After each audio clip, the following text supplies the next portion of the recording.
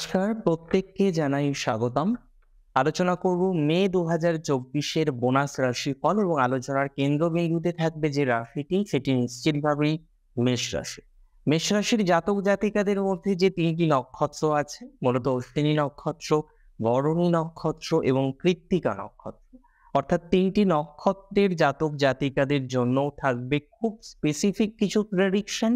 আপনারা জানেন, যাদের অশ্বিনী নক্ষত্র তাদের গণটা হয় দেবগণ, যাদের ভরণী নক্ষত্র শুক্র প্রভাবিত নক্ষত্র, যাদের অধিপতি হচ্ছেন যমরাজ এবং এই নক্ষত্রদের গণটা হচ্ছে নরগণ, এবং কৃত্তিকা নক্ষত্র রবীন নক্ষত্র যাদের গণটি হচ্ছে দেবারিগণ।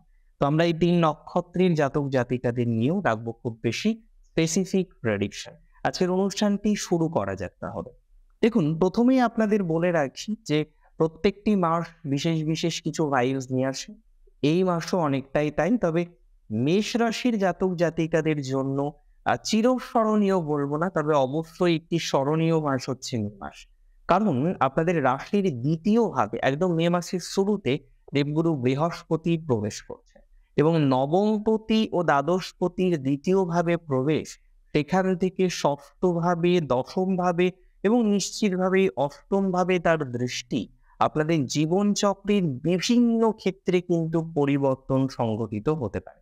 তবে ইনিশিয়ালি আমি মনে করছি এই সঞ্চার আপনাদের অর্থনৈতিক ক্ষেত্রে যথেষ্ট শুভ ফলাফল প্রদান করবে।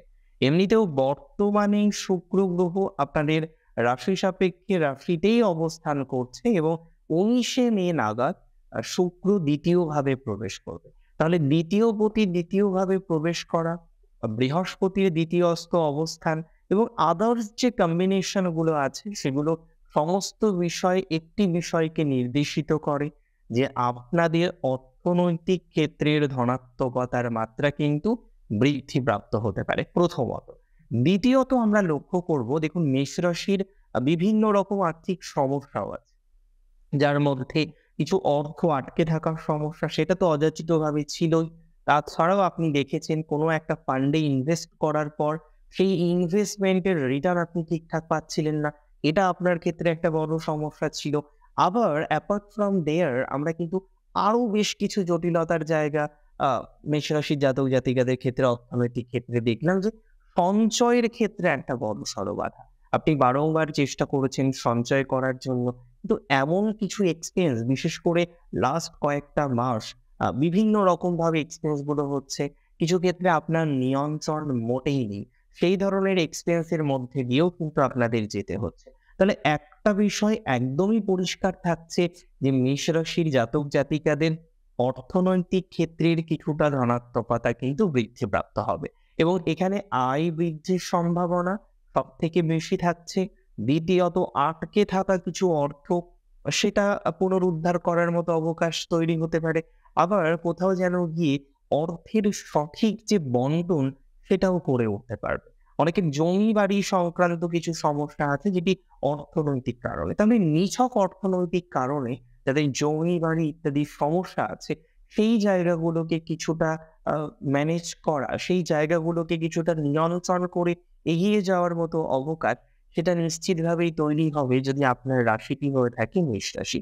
মেষ রাশির জাতক জাতিকাদের ক্ষেত্রে আমরা এট লিস্ট আটকে থাকা অর্থ, আপনি কোম্পানি চেঞ্জ করেছেন, প্রিভিয়াস কোম্পানিতে আপনার অর্থের একটা জায়গা ছিল, সেটা ম্যানেজ করতে পারেননি। এই জায়গাটা বা কোথাও যেন গিয়ে আপনি একটা অর্থনৈতিক লেনদেন করেছিলেন বা কোনো একজন যিনি শেয়ার মার্কেট করেন বা তদ্গোত্রীয় বিষয়ের সাথে অ্যাটাচড আছেন বা যেকোনো ধরনের ইনভেস্টমেন্ট ওরিয়েন্টেড ম্যাটারের সাথে অ্যাটাচড আছেন, তাকে কিছু ইনভেস্টমেন্ট করেছিলেন এবং সে প্রতিশ্রুতি দিয়েছিল কিন্তু সেই প্রতিশ্রুতি সে পালন করতে পারেনি। হয়তো তার নিজস্ব কোনো প্রবলেম ছিল। তো এই জায়গাতে আমি মনে করি এই প্রতিশ্রুতি পালন করার একটা অবকাশ মেষ রাশির জাতক জাতিকারা প্রাপ্ত করবেন, মানে কোথাও যেন গিয়ে একটা হাই চান্স থাকছে আপনাদের অর্থনৈতিক জায়গাটার পজিটিভিটি হওয়ার। দ্বিতীয় যে বিষয়টি আমার মনে হয় খুব গুরুত্বপূর্ণ, সেটা হেলথ। আর হেলথ নিয়ে ভোগান্তি সত্যি কথা বলতে কি এখনো আছে এবং শনি দৃষ্টি দেওয়ার কারণে কোথাও যেন আপনার ওয়েট ম্যানেজমেন্ট করতে গিয়ে আপনি বারংবার বিতাড়িত হচ্ছেন, বারংবার সমস্যার সম্মুখীন হচ্ছেন যে ওয়েট ঠিকঠাক ম্যানেজ করা যাচ্ছে না। আপনার ওজন সংক্রান্ত বিষয় নিয়ে একটা প্রতিবন্ধকতার জায়গা সৃষ্টি হচ্ছে। তাহলে এই জায়গাটাকে নিয়ন্ত্রণ করাটা খুব দরকার। এবং দ্বিতীয় বিষয়, আপনার যে ডিজিজ নিয়ে আপনি এতদিন চিন্তিত ছিলেন যে কি হচ্ছে, কিসের সমস্যা, যেহেতু ষষ্ঠভাবে দেবগুরু বৃহস্পতির এবার থেকে ডিরেক্ট পঞ্চম দৃষ্টি থাকবে এবং আপনারা জানেন যে বৃহস্পতির যে ৩টি দৃষ্টি আছে, দেখুন কোনো প্ল্যানেটের একটাই মাত্র দৃষ্টি, কয়েকটি স্পেসিফিক প্ল্যানেট যেমন নিশ্চিতভাবে বৃহস্পতি, মঙ্গল, এদের আমরা একের বেশি দৃষ্টি দেখি। আর রাহু কেতুর ক্ষেত্রে দৃষ্টি নিয়ে অনেক কন্ট্রাডিকশন আছে, ওটা নিয়ে আজকে আমরা আলোচনা করব না। তবে হ্যাঁ, এটুকু বলি যে সাধারণত এই দুটি প্ল্যানেটের যে দৃষ্টি সেটি একের বেশি এবং প্রত্যেক দৃষ্টি তো শুভ হবে না। বা শনির ক্ষেত্রে যখন আমরা দেখছি দ্বিতীয় দৃষ্টি, দশম দৃষ্টি আছে, প্রত্যেক দৃষ্টির প্রভাব একরকম নয়। ঠিক তেমনি মঙ্গলের বা বৃহস্পতির যে পঞ্চম নবম দৃষ্টি, দুটি দৃষ্টির মধ্যে কিন্তু বিস্তর তফাৎ আছে। এখানে আমি এটুকু আপনাদের বলতে চাই যে পঞ্চম দৃষ্টি নিশ্চিতভাবেই স্নেহশীল দৃষ্টি এবং এই প্রভাব, এই অ্যাসপেক্ট আপনাদের জন্য কিন্তু পজিটিভ হতে চলেছে, যার ফলে হেলথের ক্ষেত্রে কিছু প্রবলেম গতানুগতিকভাবে কিন্তু কমতে থাকবে। অ্যাকচুয়ালি যদি প্রকৃত অর্থে ট্রানজিটের উপর ডিপেন্ড করে কথা বলতে হয়, তাহলে আমি বলবো এই সময় বিশেষ করে 9th অক্টোবর পর্যন্ত যে সময়কাল মেসেজ চলবে, এটা কিন্তু একটা গোল্ডেন পিরিয়ড আপনাদের জন্য। তার কারণ কি জানেন? কারণ দেখুন, পরবর্তীকালে দেবগুরু বৃহস্পতি তিনি রেট্রো হবেন। পরবর্তীকালে তিনি আবার তার রেট্রোগ্রেড মোশন থেকে ডিরেক্ট আসবেন। কিন্তু যখন তিনি আবার পুনরায় ডিরেক্ট হবেন এবং গতানুগতিকভাবে গড্ডালিকা প্রবাহ চলতে থাকবে, ২০২৫ এ কিন্তু মেষ রাশির সাড়ে সাথে শুরু হবে।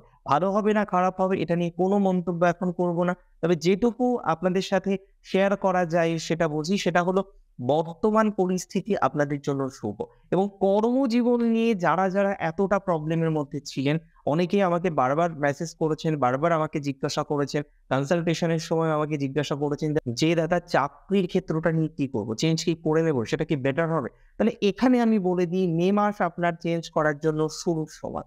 আপনি যদি চান মে মাস থেকেই চেঞ্জ করতে পারেন এবং আমি মনে করি যাদের চেঞ্জ করার মতো অবকাশ আছে, যারা চেঞ্জ করতে চাইছেন, তারা এই সময়টিকে বেছে নিয়ে চেঞ্জ করতে পারবেন, শুভ ফলাফল পাবেন।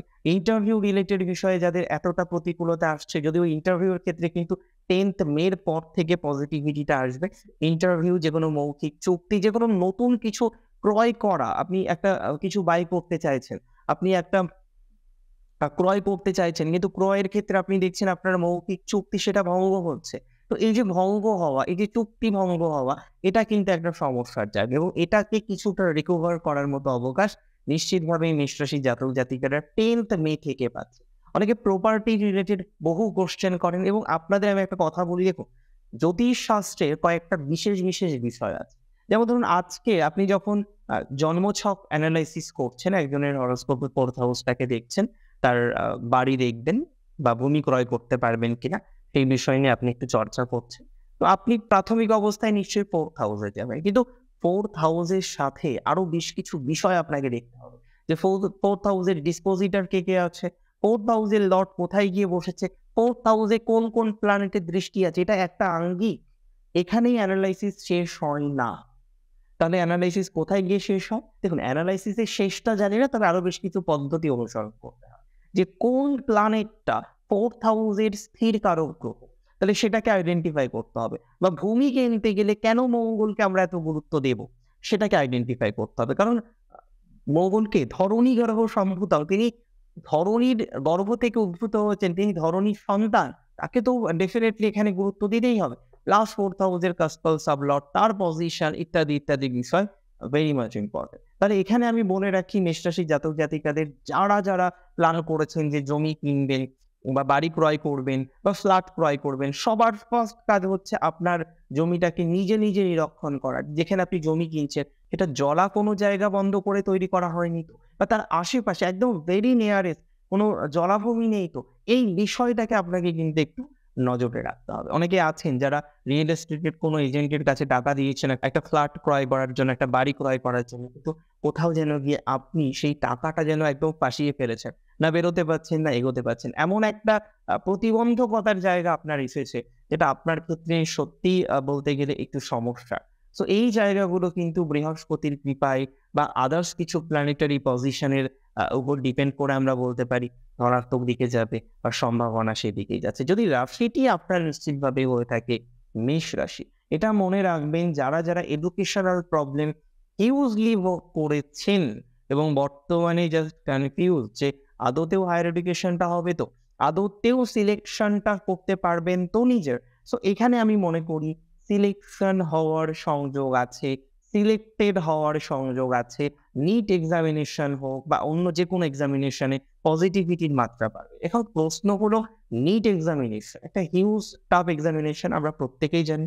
720 মধ্যে বর্তমানে জেনারেল ক্যাটাগরি হলে 600 এর নিচে সেইভাবে গতি আসে না, সেটা আমরা প্রত্যেকে মোটামুটি জানি যারা এইসব বিষয় নিয়ে চর্চা করি। কিন্তু প্রশ্ন হলো, আপনার বার্থ চার্টের একটা ভাইব্রেশন দরকার। হ্যাঁ, time is good, transit is good, but birth chart যদি আপনার সিগনিফাই না করে সেটা কি আপনি পাবেন? Is it so easy? আমার মনে হয় না সে। তবে প্রিপারেশন, এক্সাম হল ঠিকঠাক থাকবে, এটুকু আশা রাখা যেতে পারে, সেই কনফিডেন্সটা রাখো। এর সাথে সাথে বলবো, মেষ রাশি জাতক জাতিকারে অনেকে আছেন যারা জাস্ট বিয়ে করে ফেসে গেছে। মানে এমনভাবে একটা বিয়ের সম্পর্ক তৈরি হয়েছে, এমনভাবে একটা সম্পর্কের জায়গা চলছে, আপনি সম্পর্কটিকে না নিয়ন্ত্রণ করতে পারছেন, না সম্পর্কটি থেকে বেরোতে পারছেন।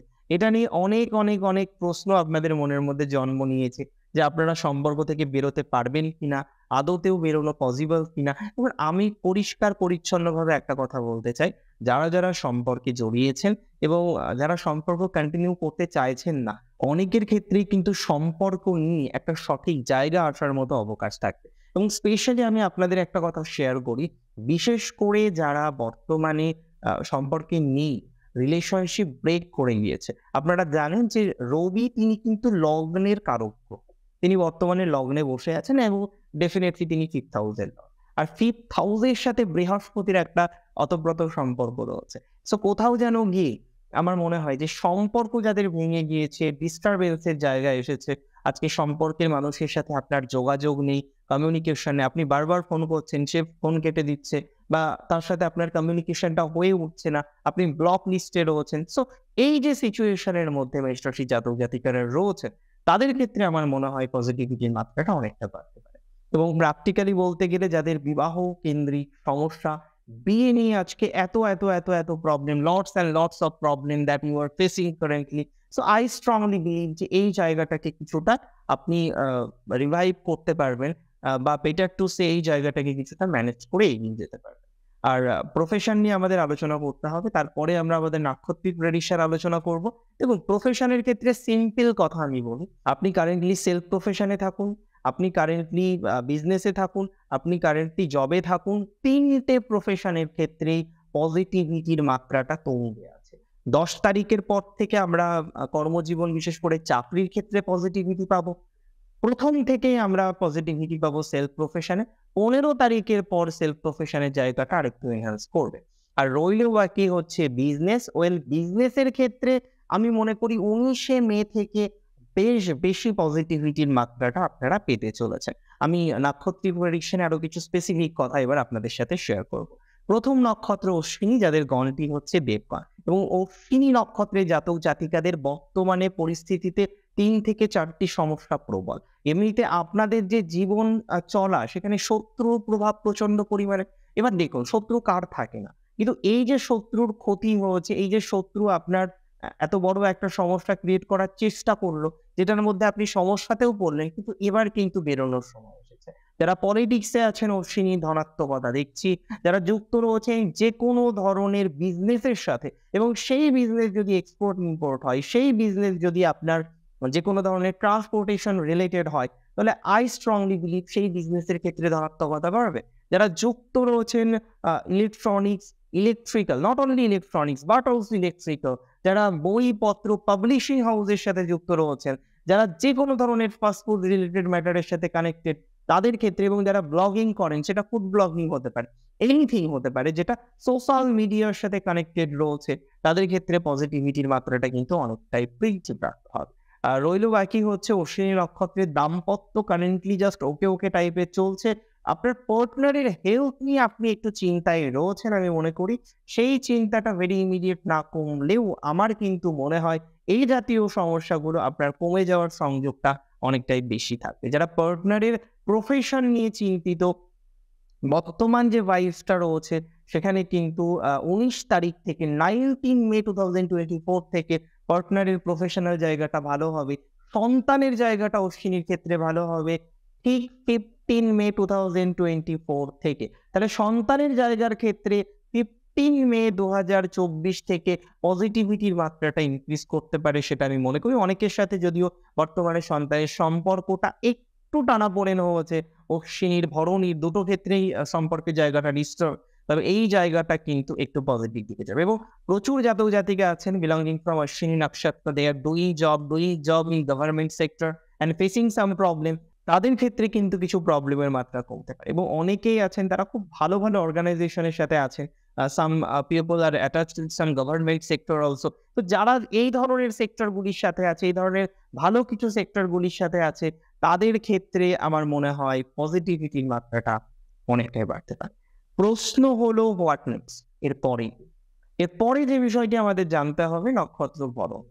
ভরণী নক্ষত্র নরগণের নক্ষত্র, এতটা পরিষ্কার পরিচ্ছন্ন নক্ষত্র ভাবা যাবে না। দেখুন, কারোর কাছে 10 লক্ষ থাকবে, কারোর কাছে 1 লক্ষ থাকবে, কেউ বা 10,000 মান্থলি ইনকামে খুব সুখী থাকার চেষ্টা করে। আর ভরণী এমন একটা নক্ষত্র, 5,000 ইনকাম করুক আর 50,000 ইনকাম করুক, শৌখিনতা 5,000-এর মধ্যেও করা যায়, সেই কোয়ালিটিটা ভরণীর মধ্যে আছে।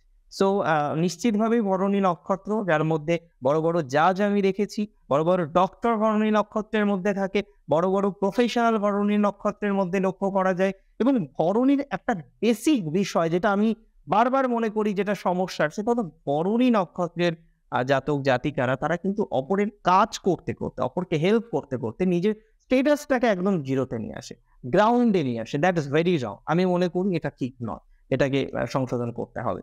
কারেন্টলি একটি ইকোনমিক্যাল প্রবলেম চলছে, খরচটাও বাড়ছে, এটা নিয়ে কোনো অস্বীকার করার জায়গা নেই। অ্যান্ড দেখুন, 15 থেকে 21 তারিখ খুব সচেতন থাকতে হবে। 21 তারিখের পর থেকে ফাইন্যান্সিয়াল জায়গাটা ভালো। চোট আঘাত লাগার একটা টেন্ডেন্সি 15 থেকে 21 এর মধ্যে থাকতে পারে। এমনিতে এডুকেশনাল জায়গাটা বরং একটু বেটার দিকে যাবে। কর্মজীবনের পরিবর্তনের সংযোগ বেশ স্ট্রং রয়েছে। যারা বিজনেস করছেন, বিজনেস চেঞ্জ করতে চাইছেন, আই স্ট্রংলি বিলিভ তাদের ক্ষেত্রে ধনাত্মকতার মাত্রাটা বাড়বে।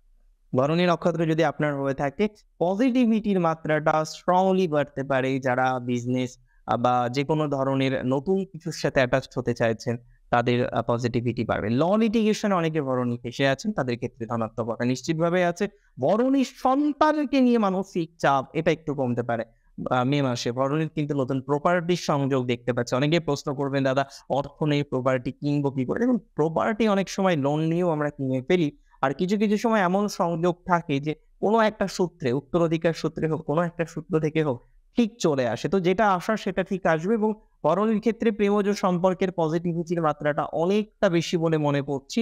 তবে ভরণীর ক্ষেত্রে যাদের ভেরি লাস্ট মান্থস যাদের সম্পর্ক ডিস্টার্ব হয়েছে, মানুষগুলির সাথে দূরত্ব তৈরি হয়েছে, রিলেটেড একটা প্রবলেম হয়েছে, এবং ভরণীর দাদার সাথে মাঝে মাঝে একটু বনিবনার অভাব হয়, তাদের ক্ষেত্রে ধনাত্মকতা বাড়বে।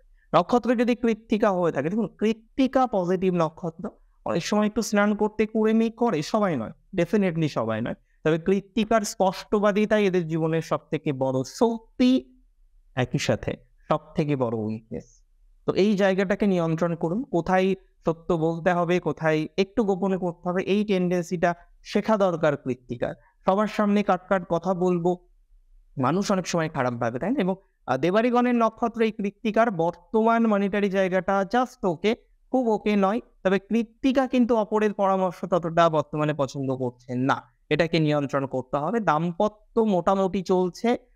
বিশেষ করে কৃত্তিকার সব থেকে সমস্যা যেটা হচ্ছে, সেটা হলো সহোদর বা আপনার রিলেটিভস রিলেটেড একটা প্রবলেম এই মুহূর্তে ফেস করছেন।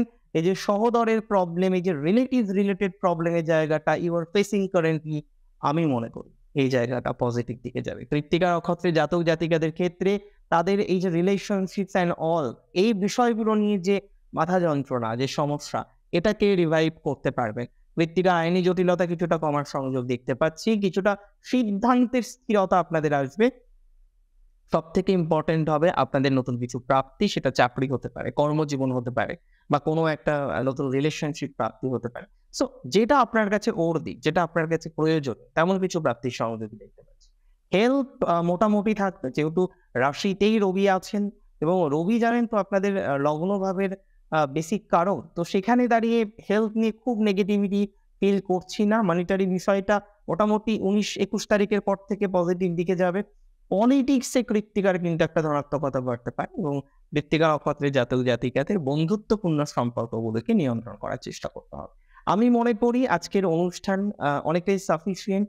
আমি জানি না কোন, কোন বিষয়গুলো মিস করে ফেললাম। তবে যদি তেমন কোনো বিষয় নিয়ে আপনার প্রশ্ন থেকে থাকে আমাকে কমেন্ট করে জানাবেন। আর অনেক ভালো থাকতে হবে। প্রচুর ভালো থাকুন আপনারা প্রত্যেকে। শ্রী গণেশ কৃপা করুন। এই কামনা করে আজকের অনুষ্ঠান এখানেই শেষ করছি। জয় শ্রী গণেশ।